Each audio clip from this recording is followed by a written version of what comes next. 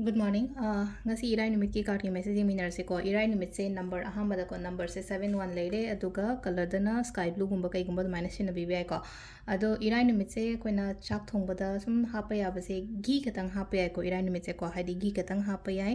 aduga color dana ngai sai do hadi sky blue gumba kai gumba minus set pi ko hadi thabain khang important oi ba chat ka da ba leira ga di ko do number sina 71 leire ko ado nungti ki koina yeng ba maina card om katang tho ge ko card hom si dai card ama khan bi se card number 1 consider 2 consider traga 3 consider ko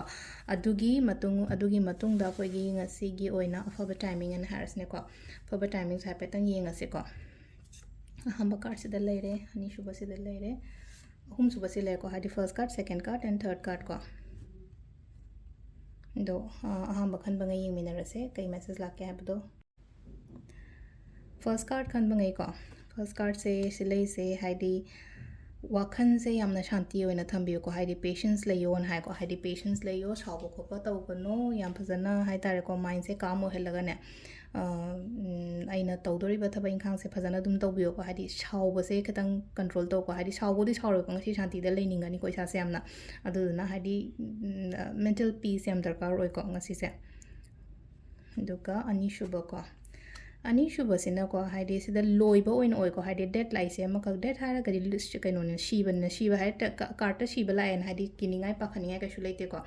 loishalaga anoba ma hobudu ne ba haide ending ga beginning ga dum adum ko na dum represent oba ko haide pot se loiraga di anoba ma howidana ko haide loidraga dum chayet naraga leiba gumba leiba do ngasi se pot thabain kha ama loishalaga aina hobu khotpa kaino ma horokpa anoba beginning ama kari ama dum ai taroga lai ko aduga ahum suba ko ahum suba se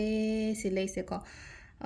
hoji hotnai ko hotna ba hardi ngasi se myam mo hotnai hotna raga su leino ko aina hotna ri se engonda kaya ngasi result phangde ko te kaina khalaga su kem khan bi go dum ai hotna bam thopa ai tawum tho dum tawbiyo matamna adum porakani ko matamna adum ahong porakani matamna adum engonda result reward kari crash guma myam se loina lakpa phabo kaino tawbo organi ko aina hotna jari ba se engonda loina mai pakpa di organi ba haji mina khangbi daba mina mana thabi de ko pite kan khala su kem khan ganu ko adu si sina akoi gi kaino le ko card ki message le re ko timing sina ayuk ki pung mari ga minute ni futa rok taina mapan ga minute fuma thoi paung le ko de trama thoi ga minute kun daina 12 ga minute yang khani pan paung le re mari ga minute 35 daina manga ga minute yang khai hum doi paung le ko aduga amana nipan ga minute kuntra taruk taina mapan ga minute yang khai nipan paung le de yam trama thoi ga minute kun daina ahum ga minute kun manga paung le ko si se nungdang atheng bagi ni ko adu si le re ko ngasi gi daily card message se ma'am thank you